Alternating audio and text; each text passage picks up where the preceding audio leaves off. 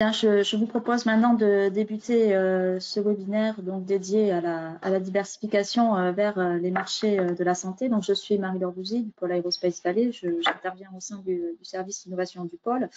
Et nos intervenants aujourd'hui seront José Alcorta de la société Rescol, Monsieur Jérôme Fréré de Ineosurf et Valentin Guillois de la société Mobile IT. Donc, ce webinaire va être dédié aux opportunités finalement et aux retours d'expérience qui ont été celles de nos intervenants dans ce domaine de la diversification. Donc, quels ont été les choix à faire pour franchir ce cap. D'après eux, quels sont les atouts nécessaires, mais également les verrous à lever dans cette diversification. Et puis après, l'idée, c'est d'avoir cet échange et ce partage d'expérience. Donc, pour cela, chacun de nos présentateurs va nous présenter son expérience. Et puis, à l'issue de chaque session de présentation, on aura également un petit temps d'échange dédié aux questions. Donc, je vous invite vraiment à poser vos questions via l'interface de l'outil de webinaire vraiment au fur et à mesure des interventions. De mon côté, je ferai la synthèse des questions et je les poserai directement de votre part à nos intervenants. Donc, pour information, le webinaire est enregistré et les supports de présentation seront mis à votre disposition à l'issue de ce webinaire. Donc, écoutez, je vous propose maintenant de laisser la parole à José Alcorta de la société Rescol pour commencer ce premier retour d'expérience. Bon webinaire à tous.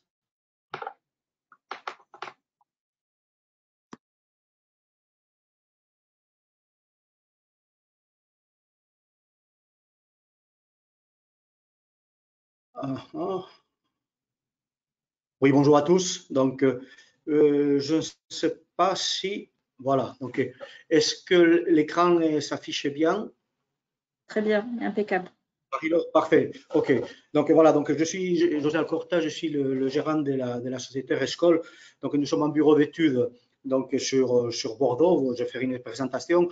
Et donc, qui a choisi de diversifier ses activités il y a une dizaine d'années. Donc, puisque nous avions été créés il y a 20 ans autour du domaine de l'aéronautique et le spatial défense. Et bon, je sais que les expériences des uns ne sont pas directement reproductibles chez les autres, mais bon, ça peut donner des idées aux uns et aux autres donc, de ce qui a été fait. Donc, Rescol, donc, aujourd'hui, est un groupe de 3 sociétés, donc, avec 4 implantations en Nouvelle-Aquitaine. Donc, la maison mère donc, est sur Pessac, nous avons une centaine de salariés, donc cette entreprise, et avec une deuxième implantation sur Rochefort, donc en Charente. Et nous avons 2 sociétés filiales qui font donc de la fabrication, donc Rescol Manufacturing, toujours dans le 33 à Gradignan, donc qui est une société qui nous a permis la diversification dans le domaine médical puisque fabrique des dispositifs médicaux implantables. Et la société Stils Chimie à côté de Poitiers, donc qui fabrique des peintures, des vernis, des résines, etc. Donc, ensemble, on doit être, je sais pas, 160 et 170 salariés pour 17 millions d'euros en 2019.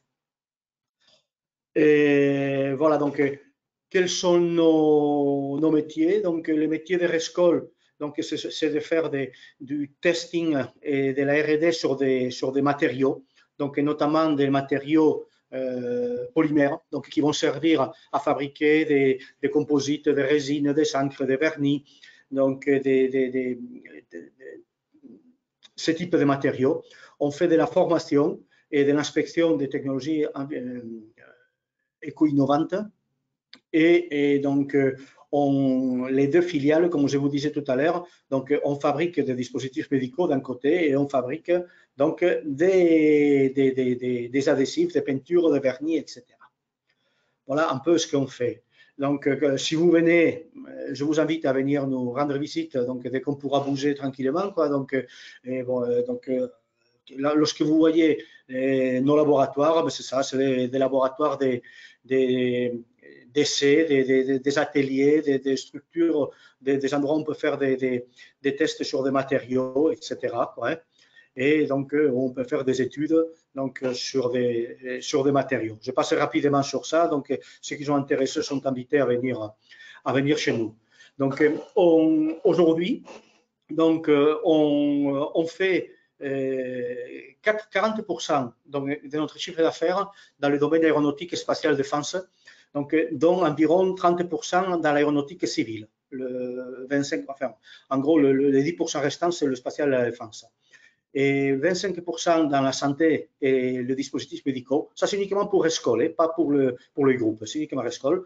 15% dans les domaines des énergies et 20% dans l'industrie en général.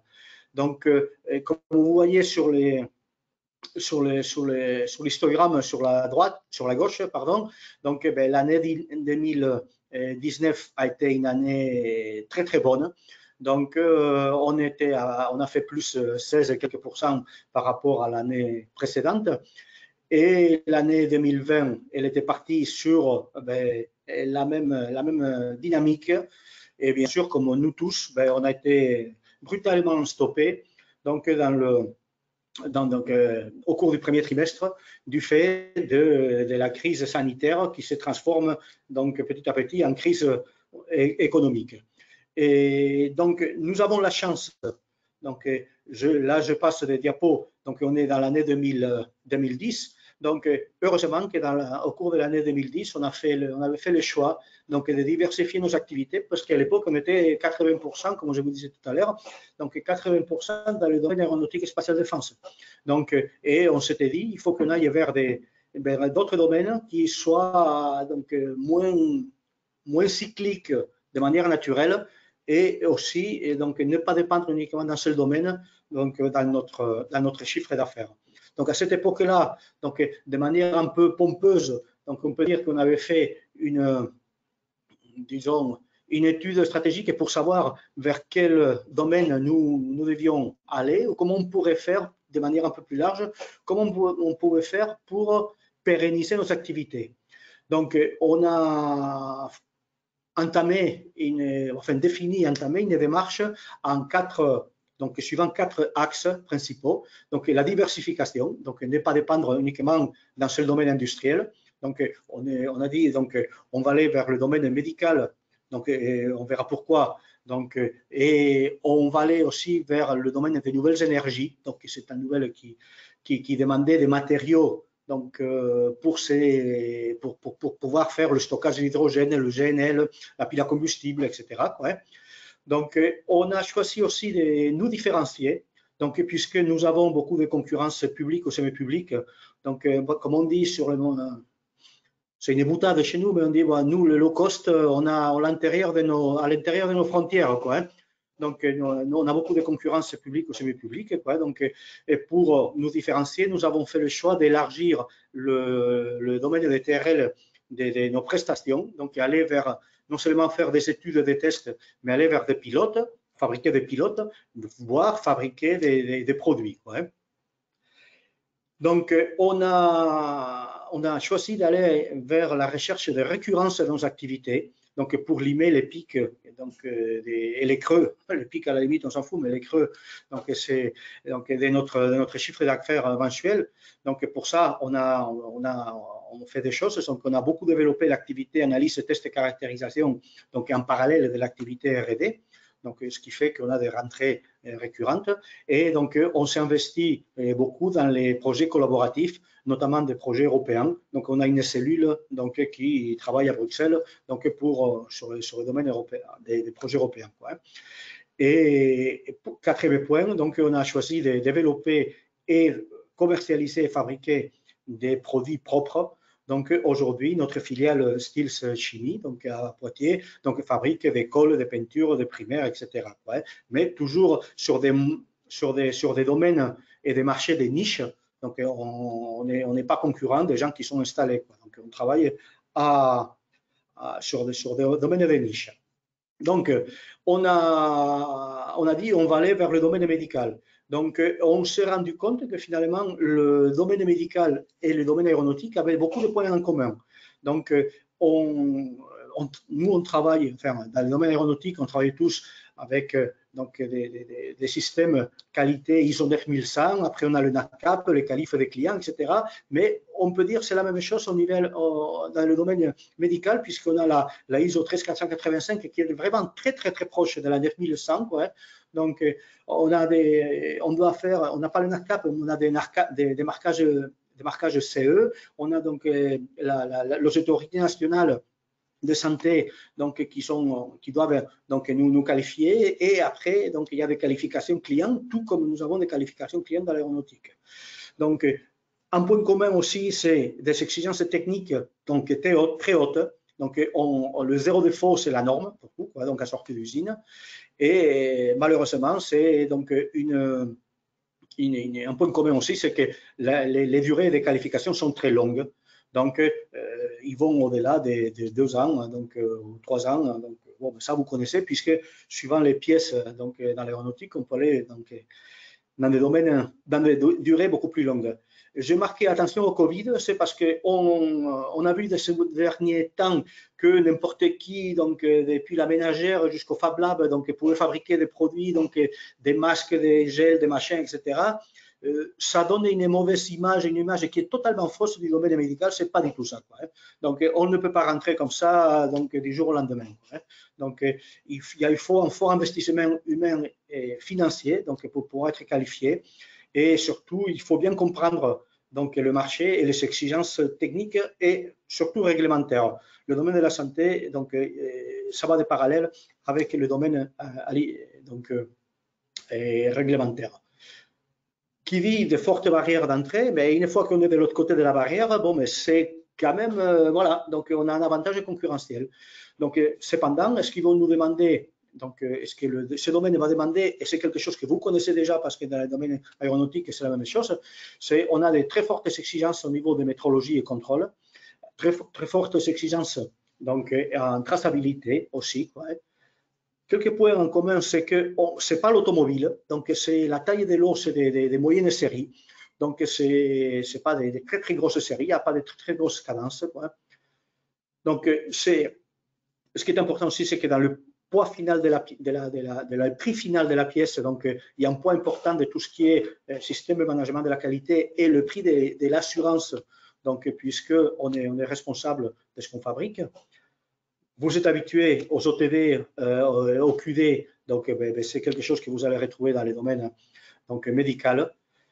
Donc, on nous demande souvent d'avoir un double sourcing pour éviter des défaillances dans la fabrication. Donc, ça, c'est quelque chose qui est commun aussi.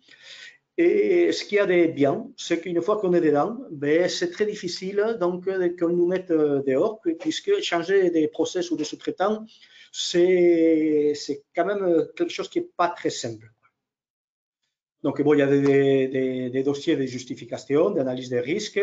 Donc, on a aussi une vigilance après-vente, donc, comme dans le domaine aéronautique. Et aussi, donc, ce qu'on voit aujourd'hui, c'est qu'il y a une concurrence low cost, donc, notamment sur les produits d'entrée de gamme en Tunisie et les produits ancillaires au Pakistan. Donc, voilà, bon, chaque domaine a ses territoires de low cost, ouais. Et l'avantage, c'est que bon, ce sont des domaines que jusqu'à maintenant, mais ça commence à s'étioler, c'est que bon, il y avait des marges qui étaient relativement intéressantes, donc qui permettaient donc le développement. Mais là aussi, donc attention dans l'impact Covid. Là, c'est différent, c'est que là, pour les gens qui fabriquent des dispositifs médicaux, donc pendant tout le temps de la crise du Covid, tous les hôpitaux ont été pris à 120% pour le Covid. Donc, toutes les opérations autres que le Covid ont été mises de côté. Donc, pendant 2 mois, 3 mois, donc, on a eu 0 de chiffre d'affaires donc en fabrication. Donc, c'est un problème. Donc, ça commence maintenant, mais très lentement. Voilà donc une idée du timing dans le développement d'un projet. Donc, vous voyez que le développement, c'est très long, quoi. Donc, enfin, la mise sur le marché. Donc, nous avons la conception du produit. Donc, après, on a donc 2 ou 3 ans de développement, tout simplement parce qu'il y a beaucoup de tests à faire, donc des biocompatibilités des produits que nous sommes en train de développer, quoi. Et une fois qu'on a développé, il faut qu'on soumette le dossier à à la ANSM. Et donc, nous, c'est parti pour quelques années d'études cliniques donc pour le développement et l'autorisation du marquage donc CE qui nous permet la commercialisation du produit. Vous voyez que, je le dirai à la fin, on ne peut pas s'improviser dans le domaine. Ce n'est pas du jour au lendemain qu'on devient donc, acteur du domaine médical.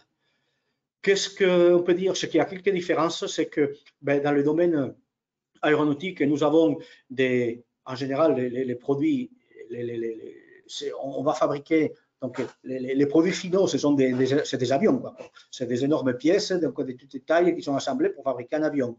Donc en gros, il y a nous sous-traitants donc PMI, mais on ne travaille pas forcément, ou en général, je parle des gens de ma taille, on ne travaille pas donc avec le donneur d'ordre, ce n'est pas Airbus à la fin, donc ce sont les Turouan 2, 3, donc avec lesquels on va travailler. Donc, en revanche, dans le domaine donc, médical, nous avons donc des pièces qui sont de petite taille et aussi donc, des pièces simples, pas tout le temps assemblées.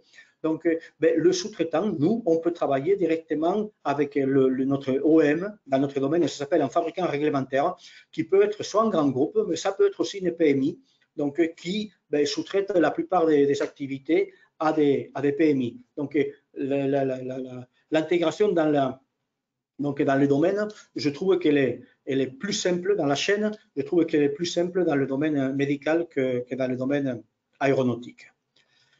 Et donc, nous avons, pour entrer dans ce domaine, nous avons fait le choix donc, de mettre en place une offre commerciale très large à tiroir. Donc, ça veut dire que les mêmes clients peuvent venir chez nous pour faire des analyses, pour faire de la fabrication. Donc, et pour cela, donc, et après, ils vont choisir. Donc, s'ils veulent qu'on fabrique pour eux, qu'on développe, qu'on fasse des prototypes, qu'on fasse uniquement des tests. Donc, comme vous aurez les diapos à la fin, donc, je vous laisse voir. Mais notre choix, ça a été de donc, pouvoir donc, proposer une offre très large. Et pour cela, donc, l'achat de la société X Medical, donc, qui est devenue aujourd'hui Rescol Manufacturing, fait partie de la stratégie pour pouvoir avoir donc, cette offre très large que nous proposons à nos clients dans le domaine. Donc, je conclus, donc je ne sais pas, donc j'ai l'habitude de parler beaucoup, donc j'essaie de faire vite. Donc en conclusion, c'est que ce que je peux dire, c'est que les deux marchés se ressemblent beaucoup. Donc, nous, on a vraiment pas eu du mal de passer de l'aéronautique au médical. Donc, c'est deux marchés qui se ressemblent beaucoup, beaucoup. Donc, bien que en premier abord, ça semble vraiment très différents, mais ils sont très proches.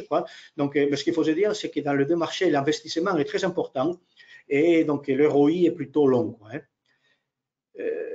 Ce que j'ai voulu vous montrer, c'est que la diversification ne peut pas répondre à une situation conjoncturelle type pandémie, mais une stratégie. Donc, il faut le réfléchir parce que l'investissement est très long et très lourd et long. Donc, et comme tout marché dans lequel on veut y aller, il faut connaître très bien le marché et se demander là-dedans où est-ce qu'on veut aller, quel est notre lien entre notre métier actuel et les métiers pour lesquels nous, on pourrait travailler dans le domaine médical. Est-ce qu'on va fabriquer des dispositifs médicaux type donc, implants de genoux, des hanches ou des dorsaux, donc, ou bien fabriquer des cathéters logiciels, etc. Donc, enfin, il faut bien étudier la question. Et dernier point, donc je dirais qu'il faut bien suivre la réglementation parce que la réglementation évolue en permanence et se durcit. Donc, ce qui est vrai aujourd'hui, dans 6 mois, ça ne le sera pas. Et donc, on peut avoir des surprises, il faut très bien accompagner donc, pour cela. Est-ce que Marie-Laure le dira peut-être tout à l'heure, donc Aerospace Valley est en train de mettre en place un webinaire plus approfondi pour le 30 juin, donc pour les gens qui voudraient aller plus loin. donc un webinaire dans lequel Aerospace Valley va faire intervenir donc un consultant dans le domaine de l'IDM et un chef d'entreprise donc dans ces domaines-là, donc qui pourront répondre à des questions plus précises, plus concrètes donc là-dessus. Et je vous laisse les coordonnées des personnes qui travaillent chez nous dans ces domaines. Si vous souhaitez les contacter, il y a le contact direct, n'hésitez pas. Et donc, si vous avez 2 minutes, donc il y a la vidéo donc de Rescol Médical. Donc, vous pourrez voir ce qu'on fait dans le domaine. Voilà, je finis en ce qui me concerne. Merci beaucoup, José, pour cette présentation alors, qui est excessivement claire. Donc, très honnêtement, il y a assez peu de questions parce que je pense que voilà, tu as vraiment dit l'essentiel et ce de façon très, très claire. Alors, j'ai une question un petit peu spécifique. Est-ce que Rescol produit du matériel directement pour les patients? Et si oui, est-ce qu'il y a des besoins en termes d'IoT, géolocalisation? Est-ce qu'il y aurait des liens à faire avec le marché spatial? Avec le marché, pardon? Spatial. Ah, en termes de géologue. Oui, voilà, donc nous, on n'a pas Rescol. Donc Rescol a une filiale qui s'appelle Rescol Manufacturing, comme je dis, qui fabrique, donc qui est un fabricant, donc en sous-traitance des dispositifs médicaux. Donc nous n'avons pas de produits propres. Donc nous répondons à des demandes donc de nos donneurs d'ordre, donc qui sont ce qu'on appelle un fabricant réglementaire. Donc un fabricant réglementaire, c'est l'entreprise qui détient le marquage CE donc d'un dispositif médical. Et on l'appelle fabricant réglementaire, alors que très souvent, il ne fabrique rien du tout, il sous-traite tout, mais c'est la dénomination de l'entreprise qui met sur le marché. Et donc, nous, on essaye de répondre sur une offre globale donc, qui ne comprenne pas. Nous, on a fait Rescol Manufacturing, c'est une boîte d'usinage. On fait de l'usinage. Donc, on fait du décolletage, pour être précis, majoritairement. Donc, lorsqu'on nous sous-traite, par exemple, faire une vis, donc une vis dorsale, par exemple, il y a une partie, bien sûr, de décolletage et d'assemblage que nous, on fait en interne, mais il y a des choses que nous ne pouvons pas faire, comme le traitement de surface, il faut anodiser le titane, donc, et l'emballage, puisqu'il faut faire ça donc, dans des salles blanches, etc. Et nous ne sommes pas prêts encore, on travaille là-dessus. Et tout ça, nous, on prend le package complet et donc on sous-traite une partie pour rendre un produit déjà fini et emballé à notre donneur d'ordre qui va le commercialiser. Donc, après, il faut que chaque sous-traitant soit lui-même ISO 13485. Donc, ça veut dire que c'est comme dans l'aéronautique. Donc, il faut être ISO 9100, même le sous-traitant, il faut qu'il le soit. Donc, dire des technologies, très certainement, il y aura des technologies qui pourraient être utilisables donc, sur des DM, mais plutôt, je dirais, des DM faisant appel à l'électronique, disons, quoi. Donc, pas des DM comme ceux que nous fabriquons, qui font appel uniquement disons, à la mécanique, à l'usinage, à décolletage. Donc, mais disons, la barrière d'entrée, c'est pour pouvoir travailler là-dedans, c'est donc c'est la norme, il faut devenir ISO 13485.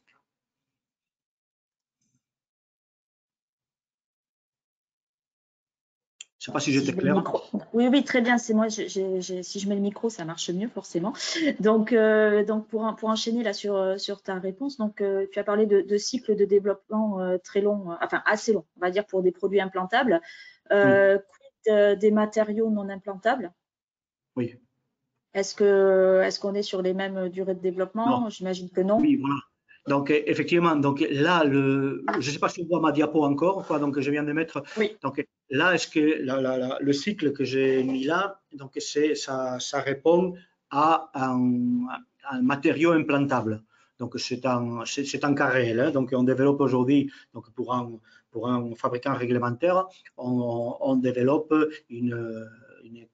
un produit pour une cage dorsale, quoi. Donc, et ce qu'il faut dire, c'est que dans les dispositifs médicaux, il y a plusieurs classes.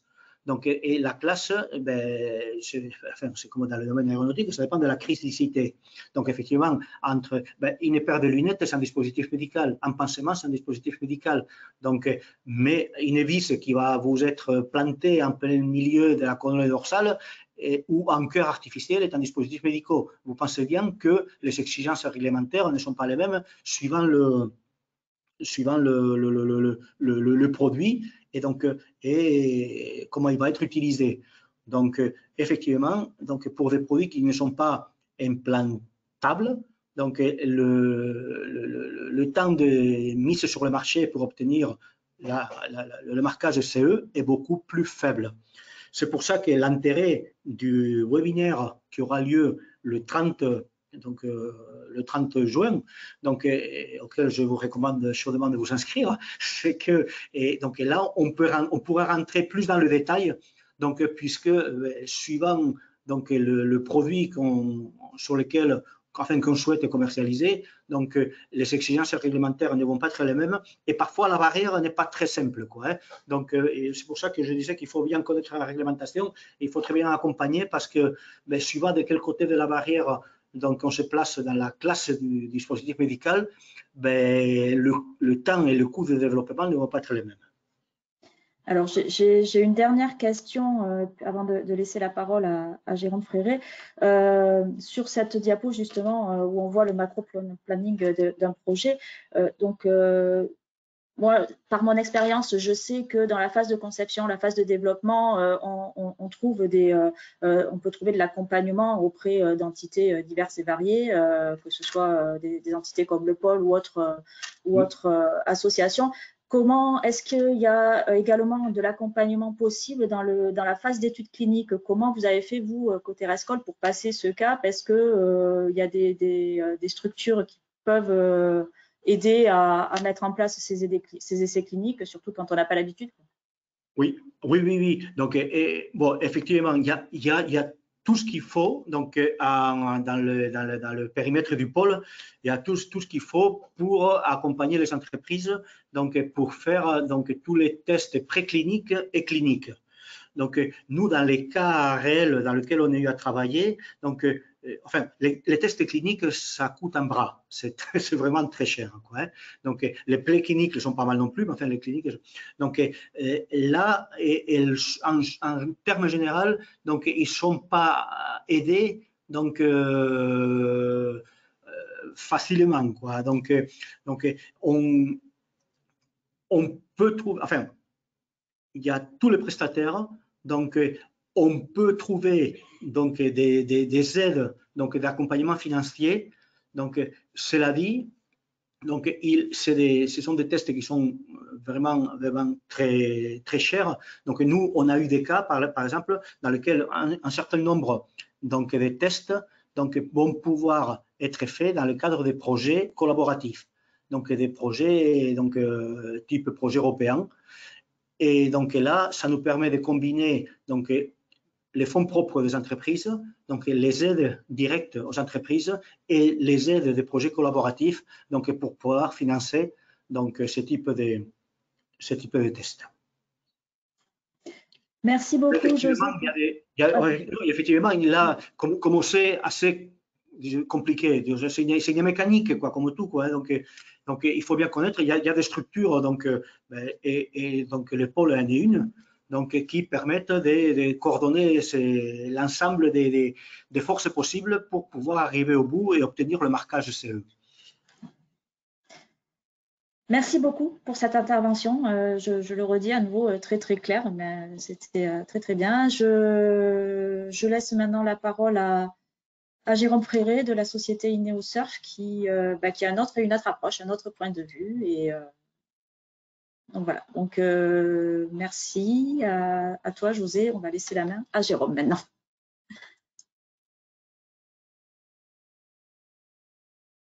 Et là, voilà. Bonjour. Est-ce que ça fonctionne? Non, on n'a pas ton écran là. Ah oui, vous n'avez pas mon écran, en effet. Je ne l'ai pas affiché. Et là, est-ce que c'est bon? Voilà, c'est mieux. Merci. Parfait. Donc bonjour, donc suite à la présentation de José Alcorta, je vais vous raconter un petit peu le début de l'histoire en quelque sorte, puisque eh bien Ineosurf, on est une société jeune qui a été créée en avril 2016 et donc nous notre cœur de métier c'est la R&D autour du traitement de surface métallique avec une partie amont type recherche fondamentale en quelque sorte où on élabore des nouveaux traitement pour faire face à la réglementation REACH, ainsi qu'une nouvelle technique où on va eh bien, valider ces traitements-là. Avec une partie vraiment aéro, une chiffre d'affaires qui est destiné à plus de 90% sur l'industrie aéronautique. Donc la crise nous touche directement et la diversification, eh bien c'est actuellement qu'on l'envisage. Donc ce que je vais vous présenter ici, c'est eh bien le choix, la stratégie de diversification qu'on envisage. Alors je suis d'accord, hein, ça se fait pas en quelques mois hein, par rapport à ce qu'on a vu actuellement où il y a des dispositifs qui ont été commercialisés en quelques semaines. Le fait de monter réellement une stratégie de diversification cohérente, ça va prendre quand même un certain temps. Mais voilà, ayant pris la crise de plein fouet, on l'envisage dès maintenant, mais pour le futur, pour faire face aussi à d'autres crises éventuelles et à assurer la sécurité de l'entreprise. Alors, Ineosurf a été créé, comme je disais, en avril 2016, suite à la création des IRT. Alors, pour ceux qui connaissent moins, les IRT, c'est les Instituts de recherche et technologie. Il y en a 8 en France qui ont été créés en 2014-2015, avec pour objectif de mutualiser les besoins de recherche privée et d'assurer un financement de projets collaboratifs avec moitié financement privé, moitié financement public. Ce modèle 50-50 étant temporaire, l'État avait dit, eh bien, vous vous débrouillez pour que eh bien, vos résultats deviennent rentables et vous puissiez vivre de l'exploitation de vos résultats. D'où la création de certaines spin-offs comme Ineosurf pour eh bien, valoriser les résultats de l'IRTM2P qui est matériaux, métallurgie et procédés. Alors depuis sa création, eh bien, la vocation principale de cette société de valoriser uniquement les résultats de traitement de surface de cette IRT-là a changé et on s'est déjà diversifié, mais toujours en restant dans l'industrie aéronautique. Alors, déjà, on est présent sur 2 sites, un en Alsace à côté de Strasbourg et un à côté de Montpellier où je suis basé. On propose 5 services différents avec la mise au point de traitements de surface nouveaux, green et respectueux de la réglementation REACH. On travaille aussi sur la réduction de l'empreinte environnementale, à savoir la régénération, le recyclage de certains bains de traitement de surface. Et puis, on va faire tout type de R&D en traitement de surface, axé toujours sur l'industrie aéronautique, hein, d'où le problème de la crise actuelle.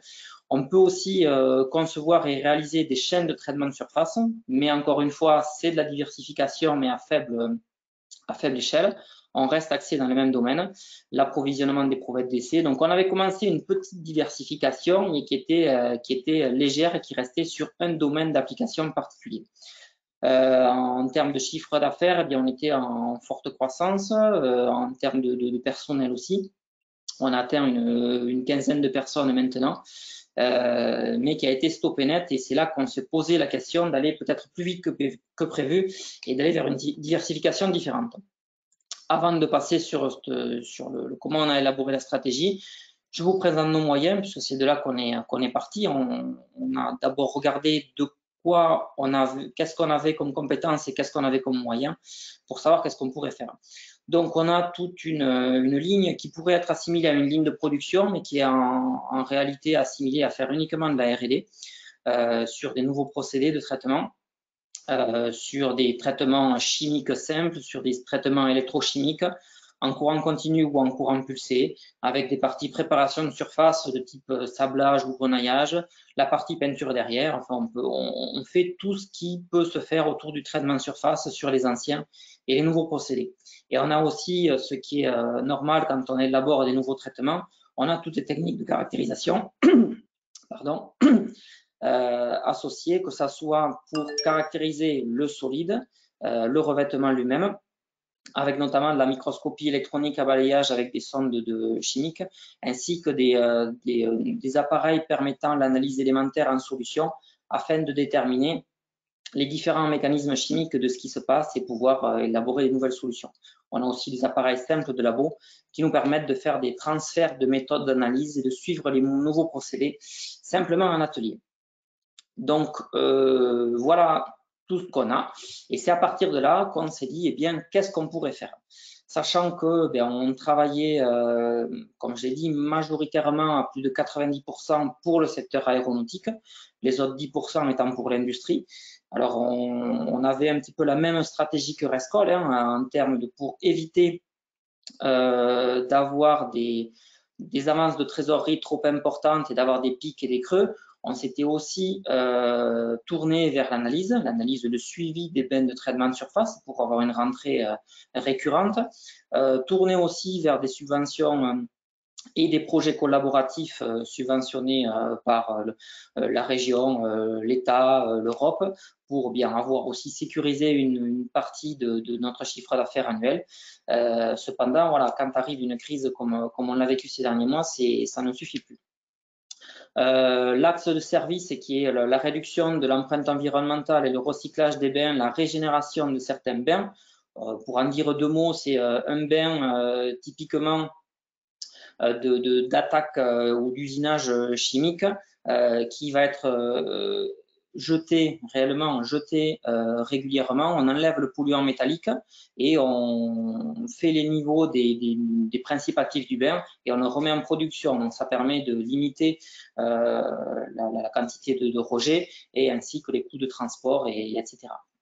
Donc, c'est un secteur intéressant. Le problème, c'est que malgré le gain financier qu'on peut faire gagner aux entreprises, actuellement, il faut des retours sur investissement rapides. Et comme on est une entreprise de prestation de R&D, il faut avoir des retours rapides. Donc, même ce type de prestation qui va engendrer des gros bénéfices au final, ont quand même des temps d'études de quelques mois et qui actuellement sont fortement ralentis, qui ont été décalés dans le temps.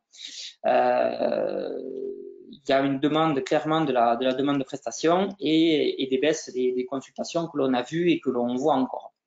Donc, on s'est posé la question, qu'est-ce qu'on pourrait faire?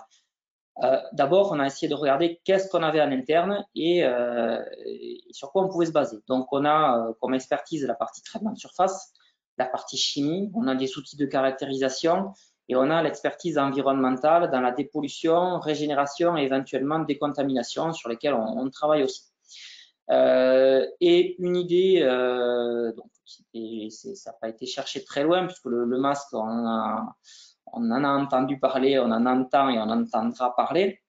On s'est posé la question, par contre, de sa forte consommation, surtout de sa surconsommation et de sa durée de vie.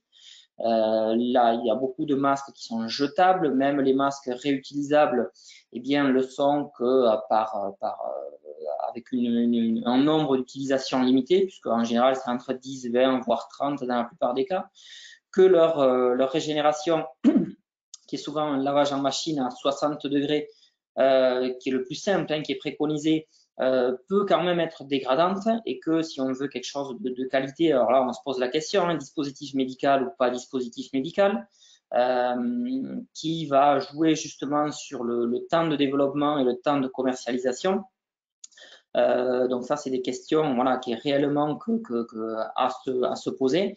Nous, on est parti sur essayer de développer à la fois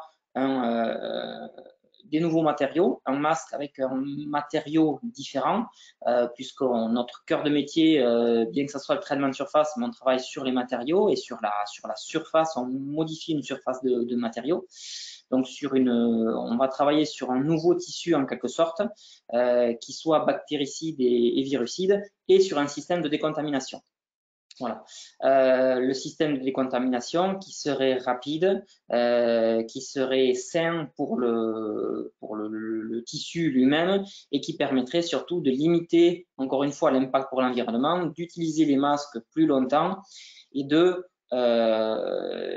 coup de limiter les rejets et de diminuer la quantité de rejets.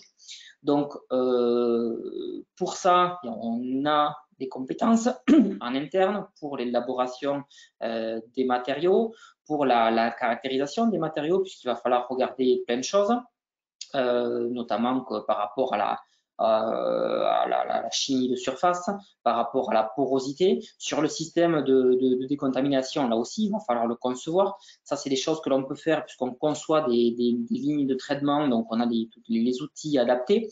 Par contre, c'est toute la partie analyse, essai, alors pas forcément clinique, mais en tout cas essai bactériologique et de dégradation qu'il va falloir faire. Donc pour ça, on ne peut pas faire tout seul. Donc on veut se lancer dans un domaine avec nos compétences, mais on est aussi limité puisque si on diversifie, on a besoin d'autres personnes. Donc la stratégie, eh bien, ça va être de rechercher d'abord et d'identifier ce qu'on a besoin, de rechercher donc du coup d'autres partenaires et de définir leur rôle dans un projet où chacun trouverait sa place, sachant qu'il faut aussi penser à l'avenir et eh bien regarder actuellement dans le projet, c'est sûr, ce que chacun peut faire, mais dans l'avenir, comment chacun peut y retrouver un avantage et chacun peut avoir aussi une part de diversification pour lui-même. À partir de là, c'est définir le projet, rechercher des financements. C'est ça qui va être important puisqu'il y a les essais, notamment tout ce qui va se faire dans les essais cliniques ou à l'hôpital qui vont nécessiter beaucoup de ressources financières. Donc, à partir de là, c'est là qu'on recherche des financements de par l'élaboration de projets collaboratifs et surtout derrière, bien forcément, l'élaboration de business model, de business plan pour chaque partenaire encore, pour que eh bien, le tout soit bénéfique à tous. Et après, l'élaboration d'un planning ou des tâches. Donc, voilà un petit peu la stratégie qu'on est en train d'élaborer, sachant que bien, on sait très bien que ça ne se fera pas du jour au lendemain. C'est quelque chose de long, mais c'est quelque chose d'utile pour l'avenir, qu'on n'avait pas forcément prévu une si grande diversification avant, puisque notre évolution en termes d'activité, de chiffre d'affaires était bon, mais le secteur voilà, a été touché de plein fouet sans trop qu'on s'y attende. Donc c'est une stratégie à mettre en œuvre, voilà, que chacun peut adapter un petit peu en fonction de ses capacités, ses compétences et surtout d'un secteur, d'une idée qu'il pourrait avoir. Mais après, voilà, il faut s'attendre à ce que forcément ça prenne du temps et ça ne sera pas fin 2020 qu'on aura quelque chose qu'il faut aussi pouvoir tenir jusque-là. Et donc, d'où l'idée de recherche de financement pour nous aider à cette diversification. Donc, voilà ce que je voulais vous présenter. C'était un petit peu la stratégie et comment on élabore une sortie de crise et une diversification quand même dans un secteur qui est très différent de celui que l'on avait initialement. Voilà, donc du coup, j'ai fait rapide. C'était surtout pour vous montrer ce principe-là. Je vous laisse le temps pour des questions.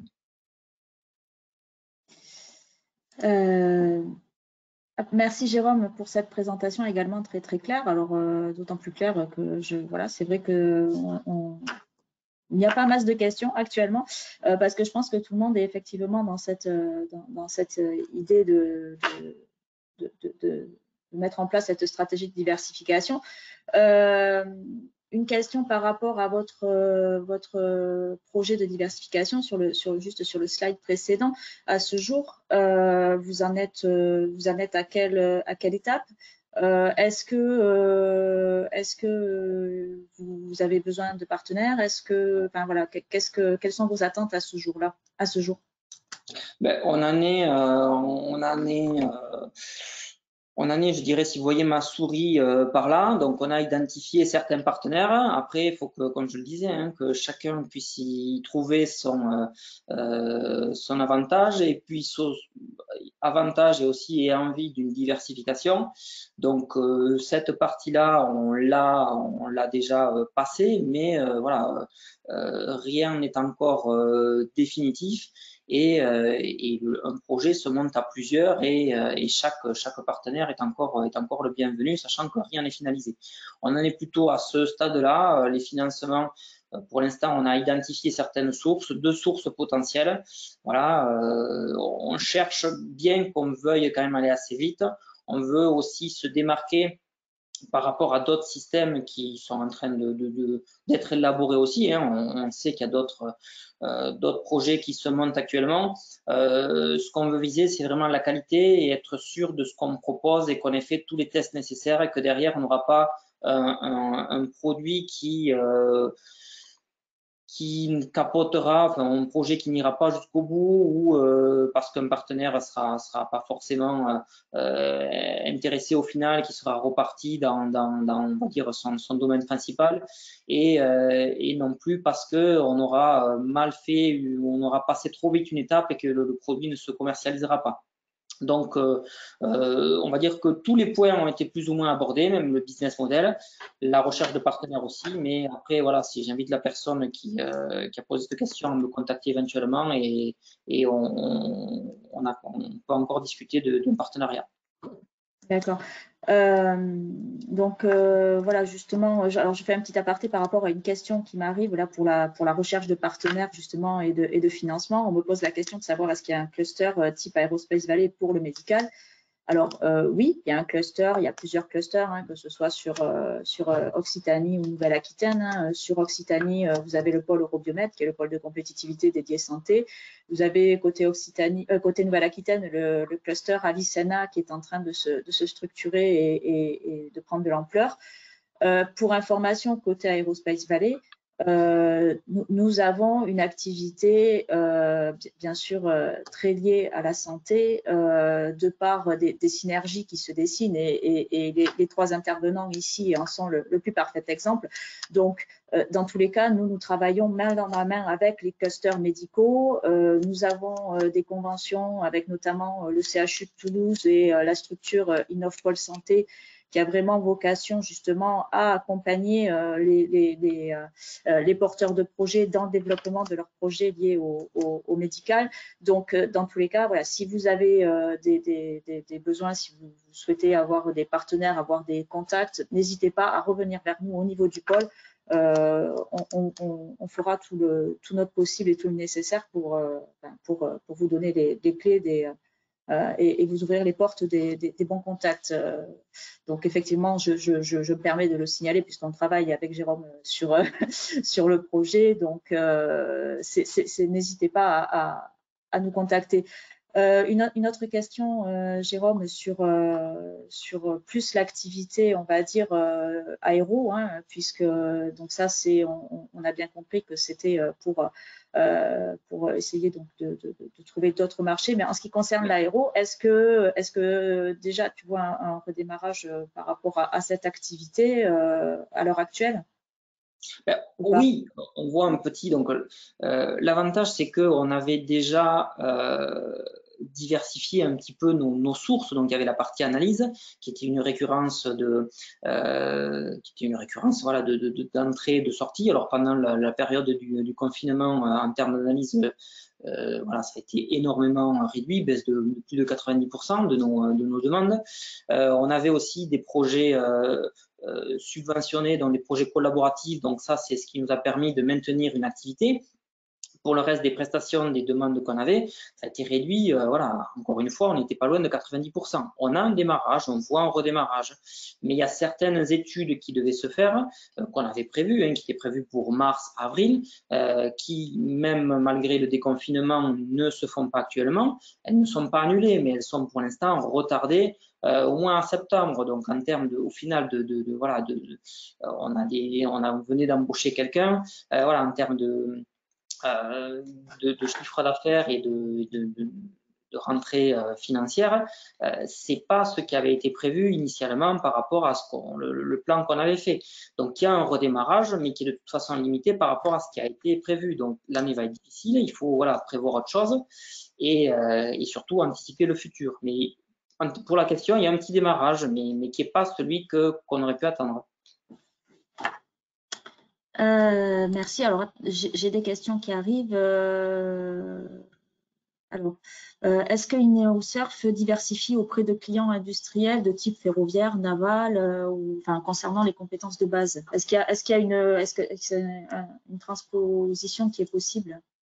Il y a une transposition qui est possible. Après, disons qu'on était en forte croissance uniquement avec l'aéro. Donc, on n'allait pas forcément chercher ces secteurs-là. Mais on les côtoie sur des petits... ça fait partie des 10% que je disais tout à l'heure. Donc, on a quelques consultations, mais c'est limité. Voilà, mais on peut tout à fait travailler avec eux, il n'y a aucun souci. Et alors là, une dernière question, ça c'est plus de ma part et le retour d'expérience. Au stade où tu en es actuellement en termes de projets liés au domaine médical, quels sont à ce stade-là les verrous que tu rencontres et les difficultés que tu rencontres sur ces premiers pas, on va dire, dans le projet diversification santé? Il y a deux verrous. C'est d'abord l'hôpital, voilà, ou les services médicaux, essayer de les mobiliser pour faire les tests nécessaires pour que notre produit soit validé. Donc avoir rien que tout simplement un budget de leur part, savoir comment envisager les choses d'une participation à un projet, ça c'est déjà avoir une écoute tout simplement du secteur médical, c'est ça qui est compliqué. Et après, par rapport aux partenaires eux-mêmes, il y a des partenaires qui sont bien identifiés, qui seraient adaptés pour faire ces travaux, qui sont intéressés, mais derrière la diversification, qui est vraiment quelque chose de totalement différent, peut leur faire peur et on sent qu'il y a une petite réticence chez plusieurs qu'on a contactés. Hein, et, ils y vont, mais je sens un petit mouvement de recul. Voilà, c'est pas franc. Le fait de passer la diversification, passer cette marche, j'ai l'impression que ça fait peur voilà. C'est ça qui fait peur. Oui, effectivement. Alors après, avec la présentation de José et la vision qu'on a eue effectivement de ce transfert et du temps que ça peut prendre, quelque part, je pense que c'est compréhensible que ça puisse être inquiétant. Mais bon, après, on a bien entendu que c'est un travail de longue haleine, quoi. Le planning qui a été présenté, c'est aussi pour des pièces qui vont être implantées dans le corps humain. Il y a, comme José le disait, il y a différents temps, différents plannings par rapport aux produits que développés. Nous, on vise un temps de dispositif médical ou pas dispositif médical, mais on est sur des temps plus courts, sur des temps de 24 mois. Voilà, parce que c'est des systèmes et ça, j'ai eu des contacts avec le milieu médical déjà, par rapport à la qualification du produit, c'est des choses qui seront acceptables et qui seront faisables. Donc, on est quand même sur des temps plus courts. Très bien. Merci beaucoup pour cette intervention, pour avoir répondu aux questions avec autant de franchise. Donc, on va maintenant passer la main à Valentin Guillois de la société Mobile IT, qui va nous présenter une approche un petit peu différente, mais très, très intéressante également. Merci. Tout à fait. Alors, est-ce que vous pouvez me confirmer que vous voyez mon écran? Je confirme. Si vous avez la possibilité de passer en mode plein... Super, voilà, impeccable. Voilà. Merci beaucoup. Alors, oui, alors effectivement, nous, donc des petites différences, alors ne serait-ce que par rapport au type de société, puisque donc très rapidement, on va vous parler en fait de notre application Keep Tracking, qui est développée par Mobilité, en fait, qui est une ESN, donc entreprise de services du numérique, qui a été créée en 2005 à Limoges et qui évolue dans un esprit de plus ou moins de start-up, en fait, puisqu'on est toujours dans une équipe qui est restreinte et on développe des solutions web, cloud, qui sont destinées aux professionnels principalement dans le côté industriel.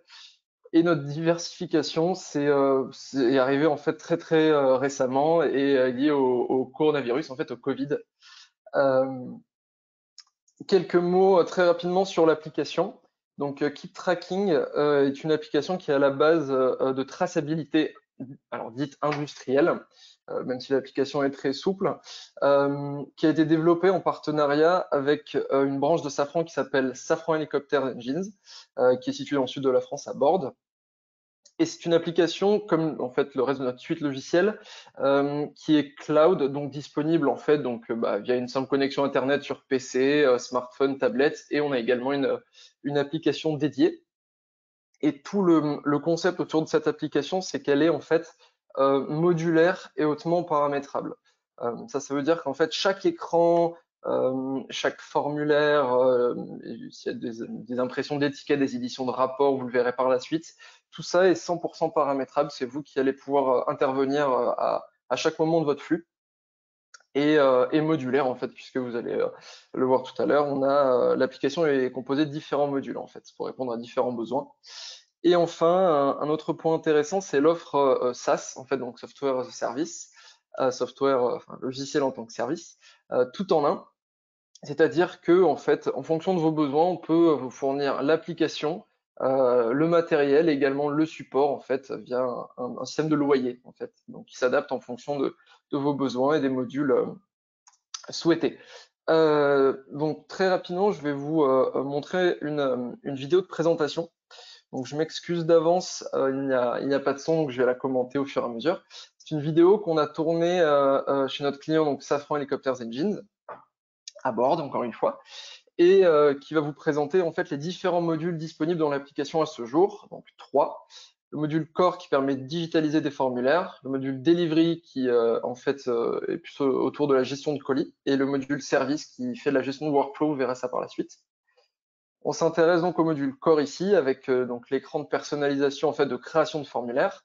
Et on a ici illustré l'exemple qui est utilisé par notre client. Il se sert tout simplement de ce module-là pour faire différentes vérifications sur le terrain. Ici, c'est une vérification de véhicule. Et tout ce que vous allez voir en fait à l'écran, tout ça est 100% personnalisable. Également la restitution de données, en fait. Et voilà, donc là, vous pouvez voir à l'écran différents cas d'utilisation de ce module qui est en fait qui tourne autour de la digitalisation de formulaires. Donc ensuite le module historique de l'application, le module Delivery, qui est un module de gestion de colis qui permet en fait de tracer à l'intérieur et à l'extérieur d'une entreprise différents types de produits. Voilà donc les fameuses étiquettes dont je vous parlais tout à l'heure, qui ont été dessinées par le client via un module directement dans l'application. Là, on voit par exemple une utilité de l'application, c'est leur fameux petit train, donc les circuits d'acheminement avec voilà un système de prise de colis.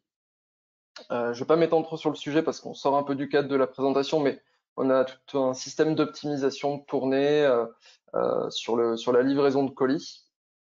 Et c'est vraiment le module historique en fait à la base. Voilà un exemple d'écran sur l'application. Donc c'est assez rapide, mais voilà, vous pouvez voir qu'on essaie vraiment de faire une application qui est ergonomique, facile à utiliser sur le terrain. On a des très bons retours terrain. Et voilà, bon, par exemple ici on peut voir une déclaration de litige via la prise de photo. Ça c'est une force aussi des smartphones qu'on utilise. On peut se baser sur la prise de photo, la signature, la géolocalisation et derrière utiliser toutes ces petites technologies pour apporter différentes choses aux clients. Encore une fois, la liste de cas d'utilisation ici. Et on va enfin terminer par le module service, qui va arriver dans quelques secondes, qui est un module en fait de gestion de workflow. C'est un peu comme le module core, c'est-à-dire qu'on va se baser sur des formulaires, mais là on va pousser en fait la volonté un peu plus loin, puisque ici on va pouvoir dessiner nos propres flux de travail et par exemple dire ici, là on a le cas d'une demande de contrôle d'un pont, où en fait un utilisateur donné va recevoir une demande, va pouvoir la valider et on a tout un flux. Il peut par exemple la refuser, ça va transmettre la prochaine demande à un technicien qui va venir réviser le pont, etc. Et voilà, le système de notification qui est également présent dans l'application. Et pour terminer, la liste des cas d'utilisation. Donc là, c'était la petite présentation rapide en 3 minutes de l'application, ce qu'elle était jusqu'à ce mois. Hop, je vais couper la vidéo, voilà, jusqu'à ce mois de mars. Puisque, alors oui, petite parenthèse rapide sur notre topologie de clients. On part à la base en fait avec des clients très orientés aéronautique, avec Airbus, Daher, ISS. Et dernièrement, on a eu en fait d'autres clients en fait qui ont commencé à utiliser l'application, Total dans la pétrochimie, Toyota l'industrie automobile ou Atlantique par exemple. Et on a eu une vraie volonté de ces clients en fait, de tous ces clients, avec l'arrivée du Covid, de vouloir se servir de l'application pour gérer tout un tas de choses. Donc la question s'est vraiment posée de comment on allait passer de la traçabilité industrielle, donc ce qu'on est habitué à faire depuis plusieurs années, aux inspections Covid. Donc comme je le disais, c'est vraiment une demande qui vient de nos clients. Et le but, c'est vraiment en fait de venir contrôler la bonne application des mesures barrières, en fait, des mesures de sécurité pour le retour des collaborateurs en entreprise. Et ceci, en fait, encore une fois, en s'appuyant sur l'application. Donc, comme vous avez pu le voir tout à l'heure, la force de l'application, c'est qu'elle est hautement paramétrable. Donc, on a pu, en fait, assez facilement leur proposer différentes solutions. Et cette solution, en fait, elle vient, en fait, elle est décrite ici, en fait, c'est qu'on a intégré nativement tout un lot de formulaires d'inspection et de contrôle via en fait les préconisations donc de l'État. On s'est basé sur tout un tas de documents qui listaient les mesures barrières dans différents scénarios pour en fait venir intégrer à l'application ces formulaires de contrôle-là qui allaient permettre à nos clients existants, mais peut-être aussi à d'autres entreprises, de pouvoir facilement réaliser ces inspections et de garantir comme ça la sécurité de leurs collaborateurs. Donc, dans la pratique, ça se traduit comment? Ça se traduit en fait déjà par rapport au type d'environnement que vous avez dans votre entreprise. Premier exemple ici, si votre entreprise reçoit du public, donc je pense qu'on a tous été confrontés à ça dernièrement, avec le marquage au sol, la présence de gel hydroalcoolique, la fermeture des espaces de regroupement. Comment nous on pouvait répondre à un contrôle de ce genre d'espace?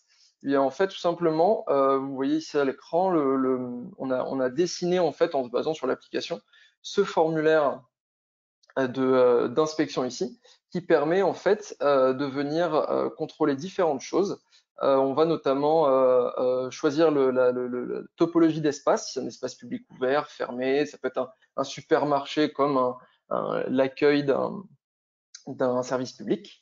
On vient préciser la surface en mètres carrés de la pièce pour calculer un taux d'occupation en fait en fonction du nombre de personnes présentes et alerter ou non en fait si ce taux devient critique, mais également tout un tas d'autres choses, donc contrôler la présence de gel hydroalcoolique, le bon affichage des consignes sanitaires.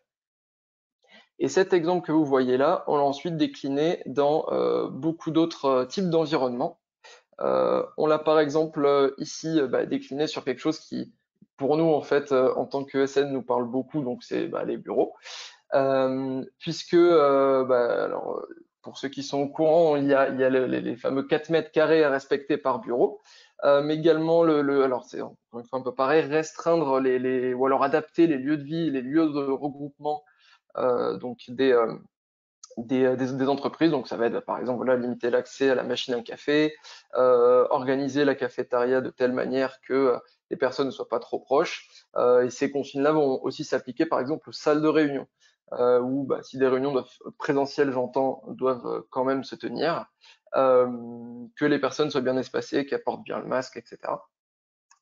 Et ben voilà, donc là vous avez la réponse qu'on a pu apporter à cette problématique-là, excusez-moi, qui est le formulaire de contrôle des salles de réunion. Et ce formulaire, en fait, comme vous pouvez le voir, via un import préalable de votre fichier Excel, Alors, j'ai pas énormément de temps pour m'étendre sur ça, mais on a également un moteur d'import qui permet d'intégrer vos données et en fait de pouvoir les retrouver ensuite dans ces formulaires, de pouvoir calculer et alerter en fait les organisateurs de réunions s'ils dépassent un certain seuil, un peu comme pour les espaces publics, mais aussi de pouvoir limiter les temps de réunion avec encore une fois un système d'alerte entièrement personnalisable et également donc différentes vérifications, que ce soit le respect des distances, le respect du matériel de sécurité. Troisième lieu où on a pu en fait apporter une réponse, c'est en fait tout ce qui va être ligne de production, mais également entrepôt ou dépôt. Alors petite parenthèse, historiquement, nous on est issu d'un milieu très orienté logistique, puisque historiquement on développe un WMS, donc c'est un milieu qu'on connaît particulièrement, donc on connaît vraiment les problématiques. Donc voilà, en cas de production, de choses comme ça, et la difficulté en fait de nos clients de faire respecter ces choses-là. Bon voilà, vous avez quelques exemples, le fléchage, le nettoyage récurrent qui doit être encore plus fréquent que ce qu'il était avant, la présence des EPI, donc des équipements individuels de sécurité. Et on est venu répondre en fait, encore une fois, via un formulaire qui est préintégré, qui permet, comme pour les autres, de contrôler en fait donc la présence de différents éléments, que ce soit ici les EPI, donc les masques, peut-être visières, gants, l'utilisation de produits sanitaires, gel hydroalcoolique, mais également voilà, par exemple la gestion des déchets, le contrôle de nettoyage régulier. Et ce qu'il faut savoir, en fait, la force de l'application, c'est que ces formulaires-là, c'est un pied à l'étrier. Nos clients utilisent déjà l'application pour gérer tout un tas de choses. Comme vous avez pu voir dans la vidéo, ça peut être du contrôle de véhicule, ça peut être de la gestion d'arrivée visiteurs. Vraiment, c'est le champ des possibles est vraiment énorme. Et en fait, nous, on vient juste leur apporter ce pied à l'étrier où on va intégrer nativement les formulaires que vous avez vus là. Donc là, je vous ai pu vous en montrer que 3 ou 4, mais on en a vraiment plusieurs en fait qui viennent répondre à différentes demandes. Et eux, en fait, sont complètement libres derrière déjà de les utiliser ou non, mais surtout de les adapter à leur activité, de les modifier complètement ou partiellement, et surtout en fait de pouvoir rapidement, en fait, c'était ça la volonté, de pouvoir rapidement assurer la sécurité de leurs collaborateurs sans avoir à investir dans d'autres solutions ou des choses comme ça. Donc malheureusement, on n'a pas encore un retour d'expérience aussi important que les précédents, les homologues présentateurs de webinaires qui étaient juste avant moi, vu que c'est quelque chose qui est très récent pour nous. On a évidemment de l'expérience dans la saisie de données, mais c'est quelque chose qui est vraiment plutôt récent pour nous. Pour terminer, en termes d'exploitation de données, puisque c'est un peu la finalité en fait de notre application, on va avoir différentes solutions en fait qui sont encore une fois 100% paramétrables, personnalisables. On va avoir, donc ça va partir de l'export tout simple vers différents formats, donc ça peut être du Excel, Word, PDF, CSV, des choses vraiment très simples, mais aussi une API qui va vous permettre en fait d'interconnecter vos systèmes existants, que ce soit des ERP ou des WMS ou quoi que ce soit, assez facilement. Également un système de connecteur BI, en fait, de Business Intelligence, qui vous permet en fait d'avoir en temps réel un feedback et en fait tout un système de dashboard, de tableau qui est alimenté encore une fois en temps réel par les données qui sont saisies sur le terrain. Et également, donc pour terminer, le système d'alerte qui vous permet en fait d'être alerté en cas de non-respect de ces mesures, mais aussi voilà, si jamais par exemple vous souhaitez être alerté si dès qu'un formulaire est saisi ou des petites choses comme ça. Donc voilà, encore une fois, nous on a un retour d'expérience qui est assez jeune à ce niveau-là, mais on a eu un très très bon accueil de la part de nos clients. Ils ont été vraiment agréablement surpris dans le bon sens du terme par notre réponse ici. Si jamais vous souhaitez avoir plus d'informations, je vais vous dirigé évidemment vers le site internet, mais on a publié une brochure liée au Covid et liée aux différents gestes barrières et comment on répond dans l'application. Donc là, j'ai pu vous présenter en quelques minutes principalement le module core qui est utilisé ici, mais dans le cas de workflow de contrôle sanitaire plus élevé, ou en tout cas avec des contraintes plus importantes, on va pouvoir répondre avec d'autres modules et vous accompagner. Que ce soit en fait dans le domaine du médical pur ou que ce soit dans une entreprise tierce. Voilà, ça peut être, comme je l'ai dit tout à l'heure, que ce soit un centre commercial, un bureau ou une ligne de production, on peut répondre à ces besoins. Je vais avoir terminé mon exposé, la présentation de notre application. Je ne sais pas si vous avez pu recueillir des questions de votre côté. Alors, merci Valentin. Alors, pour être honnête, c'est vrai qu'il n'y a pas beaucoup de questions. En tout cas, la présentation était très, très claire. Donc, forcément, ça explique cela. Moi, j'aurais une question concernant en fait, le travail que vous avez fait pour mettre cette application en œuvre. Est-ce que vous avez travaillé en lien avec les autorités sanitaires? Est-ce qu'il y a eu à un moment donné une validation par ces autorités sanitaires? Et concrètement, quels sont quel a été le temps que ça a pris pour mettre tout ce système en place? Alors, en fait, là, il y a plusieurs réponses. C'était le parallèle que je faisais avec les précédentes personnes qui ont présenté. En fait, on avait vraiment cette notion d'urgence, puisque enfin voilà, la crise arrivait très vite et la volonté d'avoir un retour des salariés dans l'entreprise est arrivée aussi vite, en fait. Donc, on n'a pas eu directement de contact avec d'autorités sanitaires, de certification ou de choses comme ça. En fait, notre volonté, c'était vraiment d'apporter une aide en fait aux entreprises. Pour ceux qui ont regardé, en fait, on a vraiment les documents de l'État, donc sont quand même assez bien faits. Mais voilà, ça va être des PDF de plusieurs dizaines de pages. Des fois, on comprend pas trop parce que ça va être est-ce qu'on est dans tel cas ou dans tel cas. Nous, ce qu'on voulait en fait, c'était en dehors du fait d'apporter une solution qui soit certifiée, validée ou choses comme ça, d'apporter une solution pour répondre à l'urgence et pour garantir la sécurité des collaborateurs lors de leur retour en fait en entreprise directement en fait. Donc pour répondre, on n'a pas eu vraiment de certification parce que je pense que même si on avait voulu travailler avec des autorités, ça aurait été, enfin le temps aurait été très court. En fait, on s'est vraiment basé sur la force de notre outil, qui est vraiment le fait que ce soit tout numérique dans le cloud et que tout soit déployable ultra rapidement, pour avec une solution qui puisse immédiatement répondre à un besoin qui était présent. En fait, c'était vraiment sur une échelle de la semaine, du mois, quoi. Donc voilà.